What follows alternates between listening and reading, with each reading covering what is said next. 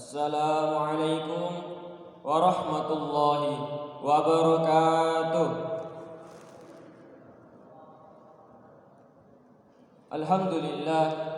Alhamdulillahi rabbil alamin, wa bihi nasta'in wa ala umurid dunya waddin. Wassalatu wassalamu ala asyrafil anbiya'i wal mursalin, sayyidil mu'minin, sayyidina wa maulana Muhammad wa ala alihi wa sahbihi ajma'in. Amma ba'd. Pertama-tama marilah kita panjatkan puja dan puji syukur atas kehadirat Allah Subhanahu wa taala yang dimana telah memberikan kita banyak nikmat.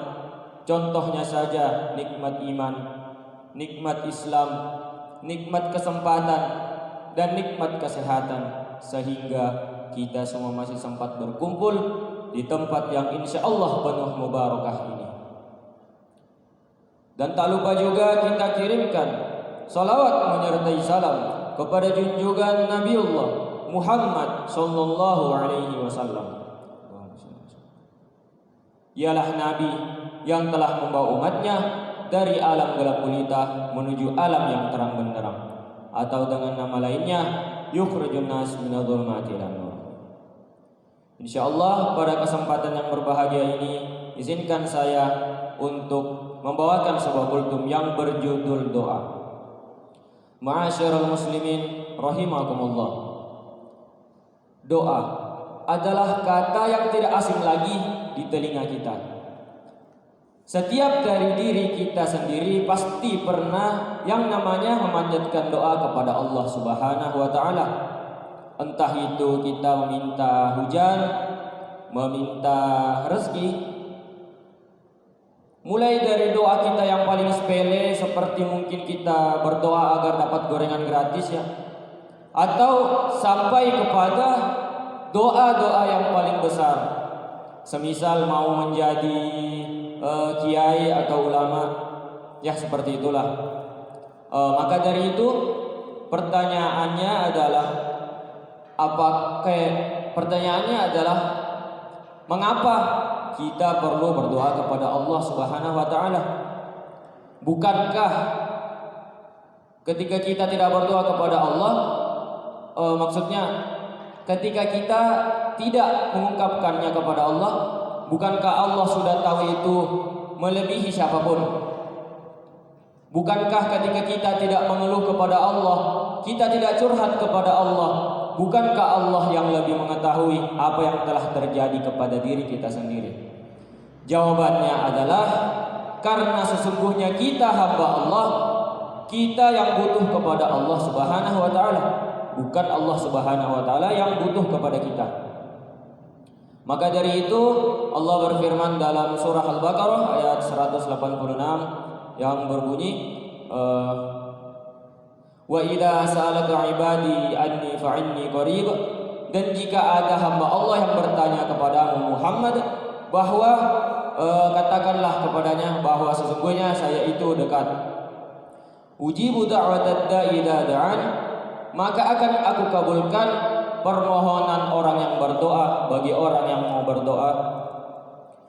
Falyastajibu li, maka perkenankanlah perintahku, wal yu'minu bi, dan berimanlah kepadaku, la'allahum yarsyudun, agar mereka memperoleh kebenaran. Sebagaimana di dalam tafsir Munir jilid 1 dijelaskan bahwa makna Al-Baqarah, surah Al-Baqarah ayat 186 ini adalah menjelaskan bahwa sesungguhnya Allah itu sangat dekat kepada kita. Dikatakan ketika ada seseorang yang bertanya kepada Rasulullah tentang perihal jauh dekatnya Allah Subhanahu wa taala, maka jawablah fa inni qarib, maka sesungguhnya Allah itu sangat dekat. Dan dijelaskan juga oleh ayat yang lain bahwa dekatnya Allah Subhanahu wa taala itu melebihi dekatnya kita dari urat leher kita, atau gampangnya lebih dekat daripada urat leher kita. Ma'asyiral muslimin rahimakumullah. Berbicara tentang doa tentunya tidak lepas dari yang namanya doa yang diijabah.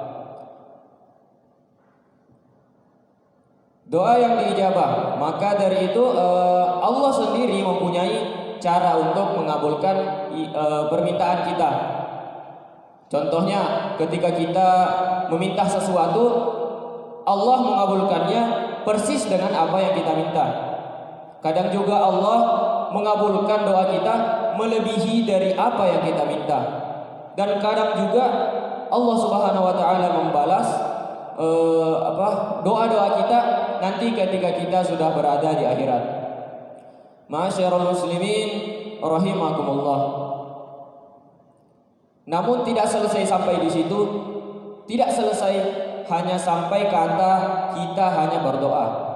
Di samping kita berdoa, kita harus bisa memantaskan diri kita sebagai hamba Allah Subhanahu wa taala sebagaimana tadi di dalam Al-Baqarah ayat 186, "Falyastajibu li," maka perkenankanlah perintahku.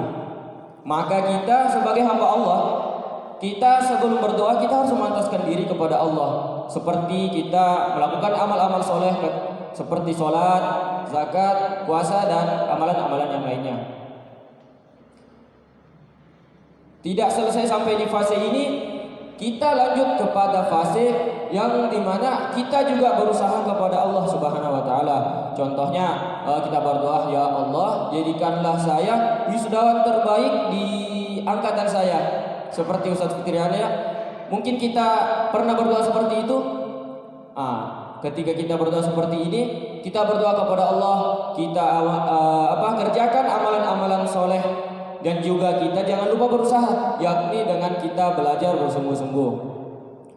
Ma'asyiral muslimin rahimakumullah. Sebagai kesimpulan, marilah kita tingkatkan lagi kedekatan kita kepada Allah Subhanahu wa taala. Marilah kita berdoa dari mulai hal yang sepele sampai hal yang besar kepada Allah Subhanahu wa taala. Karena bagaimana Allah mau mengabulkan doa-doa kita jika kita sendiri yang tidak mau berusaha berdoa kepada Allah, jika kita sendiri yang tidak berusaha untuk mewujudkannya. Mungkin itu yang bisa saya sampaikan pada kesempatan yang berbahagia ini. Lebih dan kurangnya mohon dimaafkan. Sebelum saya mengakhiri kultum saya ingin berpantun sedikit. Ke rumah Pak RT diajak makan, makannya nasi sama sapi. Mungkin ini yang bisa saya sampaikan. Cukup sekian dan terima kasih.